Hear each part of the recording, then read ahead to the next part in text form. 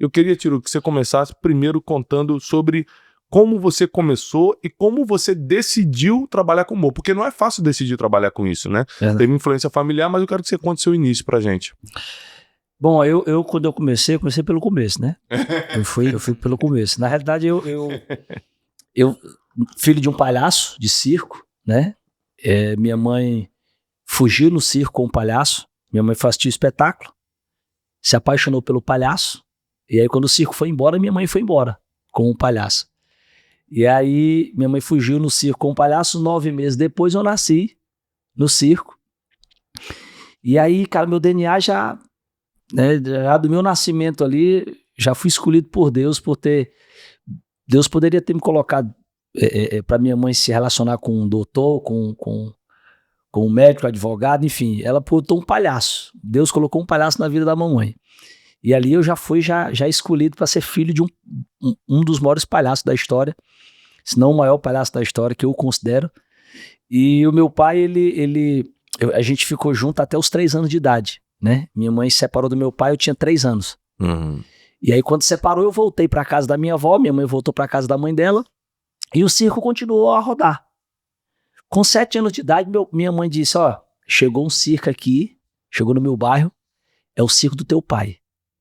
Então eu cresci ouvindo falar que eu tinha um pai que era palhaço, e minha mãe contava a história, só que o circo estava rodando. Mamãe com o papai não deu certo e tal, mas teu pai é um palhaço de circo. Todo circo que chegava na minha cidade, eu corria para ver se era meu pai que tinha chegado. Uau. E aí, com 7 anos de idade, eu fui assistir esse circo, que minha mãe disse, é teu pai que tá aí. Eu não vou não, aquela coisa de mulher separada. Uhum. Eu não vou não, porque não sei o quê. Vá lá. Se você quer ir, vá lá ver seu pai. E eu fui assistir o meu pai com a minha tia. E aos 7 anos de idade, eu estava sentado na plateia quando eu vi aquele palhaço entrar. Eu não conhecia o meu pai sem a peruca. Eu conheci o meu pai já de tiririca. Uhum. Quando ele entrou, sapatão, suspensório, na minha memória, não sai da minha mente. Aí quando ele entrou, eu vi aquele palhaço e me encantei por aquele palhaço. Quando o palhaço sai, ali eu já estava na minha cabeça que eu queria ser igual aquele cara. Uau. Ali eu disse, eu quero ser palhaço igual meu pai. Eu fiquei com aquilo na cabeça, eu quero ser isso aí, eu quero ser esse cara. E aí eu corri atrás dele pra minha tia, o palhaço sai de cena, eu vou por trás do pano de roda do circo, quando eu vejo ele entrando na barraca. Aí eu fico esperando ele sair. Só que demora, sai um cabeludo. O cara com o cabelo todo cacheado e tal, o cara sai. A minha tia disse, cadê o Tiririca? Ele disse, não, o Tiririca entrou aqui e saiu por baixo da lona e foi pro hotel. Tem um hotel ali, ele foi pro hotel. Por quê? Não, porque eu tô com o filho dele. Aí o cara perguntou, filho dele? Ele disse, Aí sai a mulher atual que tava com ele, né? E a mulher sai e diz, o que tá acontecendo aí? Ele disse, não, é porque eu tô com o filho do Tiririca aqui, ele quer conhecer o pai dele e tal. Ela disse, como é teu nome? Eu falei, Everson, sou filho da Rena, da Regione e tal, que a filha da minha mãe era Rena. E ela disse, não, ele não tem, Tiririca não tem filho, não. Ele tem uma filha, inclusive tá no hotel com ele entrou aqui, foi por baixo e falou pro o cabeludo. O cabeludo falou, tu mora onde, moleque? E eu disse, Rua Macapá, 98. E aí, me colocaram pra fora. A mulher disse, vamos tirar esse pessoal daqui, que tal. E eu saí.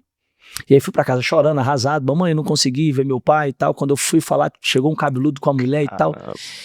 3 horas da manhã, cara, esse cabeludo bate na porta. E aí, minha mãe abre a porta, o tal cabeludo era o meu pai que tava falando comigo o tempo todo, dizendo que o palhaço tinha entrado ali e tinha ido pro... E aí esse cara me pega na rede, e eu me lembro dessa cena, sabe, Bruno? Ele me pegando no braço e olhando no espelho, dizendo, cara, você é meu filho, você é minha cara. Pô, meu filho e tal, não pude dizer que era seu pai por causa da mulher, você sabe que é pai separado e tal, aquela história toda. E minha mãe, vá-se embora, sai daqui, eu não quero saber de você. E papai, e meu pai pedindo pra voltar com a minha mãe, aquela loucura toda. Chega a mulher, foi uma confusão, a mulher dele foi atrás dele, confusão com a minha mãe, aquela briga, aquele quebra-pau e tal. E de lá pra cá não nos vimos mais. E aí aquele palhaço foi embora, e eu disse, mãe, eu quero ser palhaço igual meu pai. E aí minha mãe disse, eu não lhe quero e tal, e meu pai sumiu. Com 10 anos de idade, 3 anos depois, eu já vejo ele estourado com a Florentina na televisão. Aí minha mãe disse, tá vendo aquele palhaço que veio aqui naquele dia? Tá aí, tá na televisão, é o teu pai. E o meu pai estouradaço com a Florentina. E aí eu comecei a fazer a Florentina, imitar o Tiririca, aquela onda toda e tal. E aí, quando foi com 11 anos de idade, eu mostrei esse trabalho que eu imitava meu pai para um tio meu tio, ele cantava na noite, programa de calouros, meu tio pegou e me levou para um programa local no Ceará, e eu fiz o programa imitando o Tiririca, fazia o Tiririca Júnior. E aí ele gravou esse programa, a fita, naquela época, né? E ele pegou aquela fita VHF e mandou essa fita pro Gugu, aqui em São Paulo. Com uma semana depois, o Gugu mandou me chamar, cara. Uau. E eu tinha feito o programa local ali, só imitando meu pai. O Gugu mandou me chamar. E aí entraram em contato com meu pai, mostraram, esse menino é teu filho mesmo e tal, não sei. Meu pai disse, não, é meu filho, inclusive. Eu tinha ido atrás dele lá e tal, na época, não sei o que e tal, mas a mãe dele não aceitou mais, e pai foi aquela... E aí eu fui fazer o Domingo Legal, cara. O Gugu estourado naquela época. E eu já entrei como Tiririquinha, imitando meu pai. E dali, Brunet, dia 19 de setembro de 1996, eu não parei mais. Dali foi a minha primeira apresentação até hoje, claro. Cheio de altos e baixos, cheio de como todo batalhador, né? Mas, de fato, eu comecei ali, imitando Tiririca. Aí nos encontramos, meu pai veio atrás de mim, a gente foi se encontrar, e aí meu pai foi falar comigo o porquê de tudo aquilo, daquela distância, tinha separado, não tinha dado certo com a minha mãe, mas que tinha ido atrás, tinha pedido de novo para voltar com a minha mãe naquele dia, a minha mãe não quis, a minha mãe falou, meu filho, você não se lembra, mas eu não aceitei mais o seu pai, até porque não fazia mais sentido. E eu falei, mãe, tá tudo certo, daqui para frente eu quero agora conviver com meu pai, eu quero, até porque eu tava seguindo os mesmos passos dele, né? E assim eu fui até os 15 anos, imitando como Tiririca Júnior. Foi aí que tudo começou. E, eu posso fazer uma pergunta pessoal? E como é que é o sentimento, porque eu sou pai de 4 filhos hoje, você é pai também das meninas, lindas suas filhas, tem a sua família. Como é que esse sentimento é de rejeição, é de abandono em relação ao pai, quando o pai não te dá a atenção que deveria? Explica isso pra gente, porque muita gente tem problema com o pai. Eu tive, a gente teve, até porque a vida do meu pai, ela foi muito, era um palhaço de circo, que todo dia estava numa cidade diferente, né? Cada mês estava numa cidade diferente, todo dia não, mas todo mês, de 2 em 2 meses, mudava de cidade, o circo itinerante, né? Rodava o Nordeste. E quando separou da minha mãe, teve uma outra mulher, depois outra mulher, nós somos em 5 filhos. E 6 filhos, na verdade, né? E cada mãe é um. As mães são espalhadas, assim, né? Eu costumo até brincar, um dia eu perguntei ao meu pai, por que cada um tem uma mãe? Ele disse, você já ouviu aquela frase que mãe, a gente só tem uma? Cada qual vai ter a sua. E eu dei uma de presente pra cada um, pra não ter confusão. E aí, realmente, de fato, é assim, a vida dele sempre foi, e a gente não entendia, né, eu e os meus outros irmãos, depois que a gente nos encontramos e nos conhecemos, e a gente se perguntava o porquê desse tal abandono, o porquê disso, até então aí meu pai tinha a versão dele, a minha mãe tinha a versão dela, e sempre ficava aquela confusão na cabeça da gente. Eu dizia, não, eu quero daqui pra frente, eu preciso daqui pra frente, eu quero meu pai, eu quero conhecer, até porque era meu ídolo, é meu ídolo, né? É o cara que eu vi e disse, eu quero ser, é isso que eu quero pra minha vida. Foi pra minha primeira e única certeza de que eu ia ser aquilo ali, eu queria ser aquilo ali, eu queria ser um palhaço, eu queria ser igual ele, tudo que ele fazia, eu fazia, eu respirava o que ele respirava, era muito louco isso. Todo mundo tinha o Homem-Aranha, o Batman, a criança tinha o seu super-herói. O meu super-herói era o Tiririca. Eu queria colocar o nariz de palhaço e ser aquele palhaço. E depois que eu descobri isso, a gente, claro, tivemos algumas discussões. Depois eu adolescente, comecei, por que o senhor fez isso? Mas por que a minha mãe? Mas por que o senhor? Mas por que? Ficou aqueles porquês. Mas eu senti tanto sua falta, o senhor poderia ter sido mais presente. E por que minha mãe? Não, mas a sua mãe, e não sei o quê. E aí eu fui entender ao longo do tempo com a espiritualidade, né? Eu comecei a conhecer a palavra e aí eu fui participar do Moriá. E no Moriá, na parte da paternidade, me pegou. Eu não senti nada em nenhuma outra área, mas na área da paternidade, aquilo ali, eu fui entender. E naquela época que eu fui pro Moriá, eu fiquei um tempo sem falar com meu pai. A gente ficou um tempo meio que brigado, assim, porque, de fato, tinha certas coisas que eu não entendia e ele também estava meio chateado comigo, que eu fui pra mídia falar dele e tal, e a gente ficou meio que arranhado. E eu acho que estava com um ano e pouco sem falar com meu pai. E o Moriá, eu fui por conta do meu relacionamento, eu com minha mulher. Rapidinho, Moriá é um retiro espiritual que acontece lá em BH muito forte. A pastora Zenete, né? Exatamente, E eu da pastora fui, Zenete. e quando eu fui, cara, eu fui por conta que eu tava me separando da minha esposa. A gente tava numa tribulação conjugal e eu disse, cara, eu tinha nada a ver com paternidade. Eu fui pra resolver o casamento, pra ver o que é que eu queria, minha mulher também, e foram os dois, né, pro Moriá. Só que, cara, eu fui pra ali, claro, Deus restaurou meu casamento, mas o mais forte foi a paternidade. Eu sofri muito com a paternidade. E aí, a primeira coisa que eu fiz quando terminou foi ligar pra ele, né, fui conversar com ele, e lá eu entendi o porquê que meu pai era esse cara de tantas mulheres, de filhos com cada mulher, a distância, né, eu entendi que como é que a pessoa vai dar o que ele nunca teve, né? Aí eu fui lá atrás, da como é que era, eu fui perguntar a ele, pai, como é que era o senhor com seu pai? E meu pai não conhece o pai dele até hoje. Meu pai nunca viu o pai dele. Né? Minha avó sempre escondia quem era o pai, dizia que o pai era meu pai ia lá, não sou teu pai não. Teu pai é o caminhoneiro, não, teu pai não sei o que, não, teu pai é um palhaço do circo. Minha avó ficava brincando, dizendo que o pai dele era esse, o pai dele era aquele. E o pai dele morreu e ele não conheceu quem era o pai dele. O padrasto dele batia na mãe e espancava ele, e ele saiu de casa para não matar o cara, porque era uma confusão E meu pai, também filho da minha avó, com um bocado de filho com outros homens. As coisas, né, da forma que meu pai viveu, com 8 anos de idade teve que ser palhaço forçado, a mãe botava ele no vai ser palhaço, vai porque o palhaço faltou, tu que vai fazer o palhaço. Aos 15 anos de idade, já sustentava a sua família como palhaço de circo, foi quando ele conheceu minha mãe com 15, 16 anos, já começou a rodar o mundo.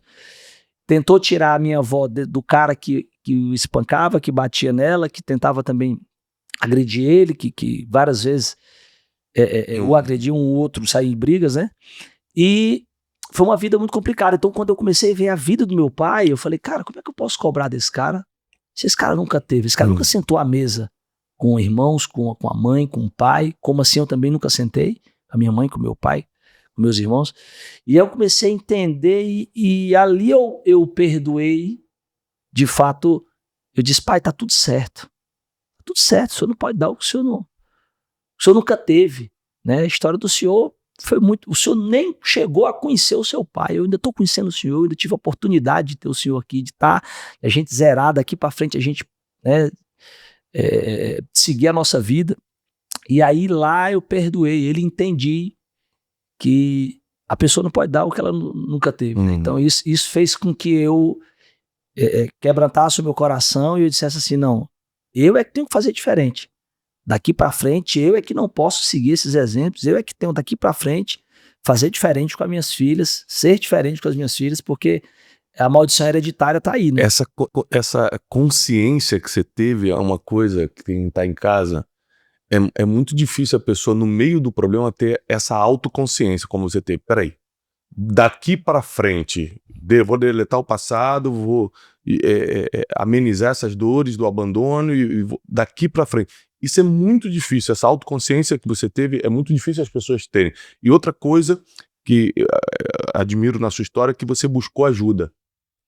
Tirulipa, muita gente está passando por um inferno e não consegue pedir ajuda. Não busca ajuda. Você foi lá buscar. E pra você ter ideia, a maldição hereditária é tão grande na minha família que meu irmão já tem 5 filhos com 4 mulheres diferentes, o mais velho. A minha irmã, o teu irmão mais velho, tem 3 filhos com 3 homens diferentes. Meu outro irmão mais novo tem 2 filhos com 2 mulheres diferentes. Você vê como as coisas... A história vai se repetindo na família. Então para mim ali foi quando o pastor disse, cara, você tem que quebrar isso aí. E eu tava pra separação, né? Então, você acredita... Eu tava pra separar ali naquele momento. Imagina que se eu não vou pra ali, eu talvez tinha seguido aí, se eu não tivesse buscado ajuda, Ia repetir a história. Ia repetir a história, porque eu tava pra separar da minha mulher. Então, eu já tinha tido filho com a minha mulher. Essa é a pergunta que eu quero te fazer. Você acredita que existem problemas que só se resolvem espiritualmente? Com a tua experiência. Eu não tô falando baseado na tua fé ou na sua religião, mas na sua experiência de vida. Eu acho que problemas só resolve com a fé? Tem problema não. Acho que todos os problemas só se resolvem na fé, cara. Não tem pra onde correr. Não tem pra onde correr. Eu vou pra igreja e aí a galera me vê sempre... a gente tá batendo um papo sério aqui, né? Mas eu tô como Everson aqui. Né? Eu tô como uma pessoa. Não como CNPJ, né? E o Tiro Lipa, ele é um palhaço, ele é um brincalhão, ele é um cara de levar alegria. Eu sempre me incorporo o Tiru porque ele me faz feliz. Ele me faz alegre, né? É o Tiru que me coloca pra cima. O Everson tem suas preocupações, ele é o pai, e quando eu vou pra igreja, os caras me olham assim e dizem: porque tá fazendo o que aqui? Tipo assim, o cara começa a brincar, né? E aí? Paz, olha que negócio aqui é sério, não sei o quê. Só que é isso que eu falo pros caras. Cara, o meu segredo é Jesus. É por isso que aquela alegria lá, aquele cara que tá lá, ele precisa estar... O Everson precisa estar bem pra aquele Tirulipa lá fazer a alegria de muita gente, curar muita gente da depressão. Então, quando o Everson vai pra igreja, quando eu vou buscar o espiritual, é porque, de fato, o Tirulipa me traz muito problema. Né? O Tirulipa me traz vários problemas que a gente se mete por conta da mídia. É muita loucura, né? A gente administrar tudo isso. Eu não imaginei chegar onde eu cheguei hoje, de números, de ser conhecido no Brasil e no mundo, de seguidores. Eu sou o palhaço mais seguido do mundo, 32 milhões no Instagram, 31 milhões no TikTok, né? Mais de 8 milhões em canais. Aí a gente tem Facebook com 15 milhões. É muita gente. E é muita responsabilidade pro Tirulipa. E aí o Everson precisa estar bem. Eu preciso estar fortalecido espiritualmente. Eu preciso estar bem com a família. Eu preciso estar bem. E não tem outro caminho a não ser o espiritual, cara. Se eu não tivesse buscado Jesus, o Tirulipa não existia mais. Já tinha feito muita merda, muito mais merda do que eu já fiz. Já tinha feito muita coisa, porque de fato é o Everson que às vezes puxa a espiritualidade e diz assim: ei, Tiru, esse não é a mesa que você tem que sentar. Ei, não é o caminho que você tem que ir. Tá bom, freia, chega. Não te coloquei, eu não te dei essa visibilidade pra tu fazer isso. Aí Deus começa a falar: não te dei 30 milhões pra tu fazer essa besteira. Tu tem algo a fazer na vida das pessoas, tu tem muito mais a entregar. Tu vai falar meu nome, eu preciso que você agora honre a oportunidade que eu te dei. Porque por mais que você seja bom, tem muita gente que também é bom e não brilhou. É isso. Então dá pra ver que existe uma graça divina nas pessoas que brilham, porque eu tenho a minha relevância dentro da minha área, mas tem gente que é muito melhor do que eu, mas não chegou. Então você vê o seguinte: Deus me deu uma oportunidade, como te deu, e tudo. Então a gente tem que aproveitar as oportunidades que Deus dá.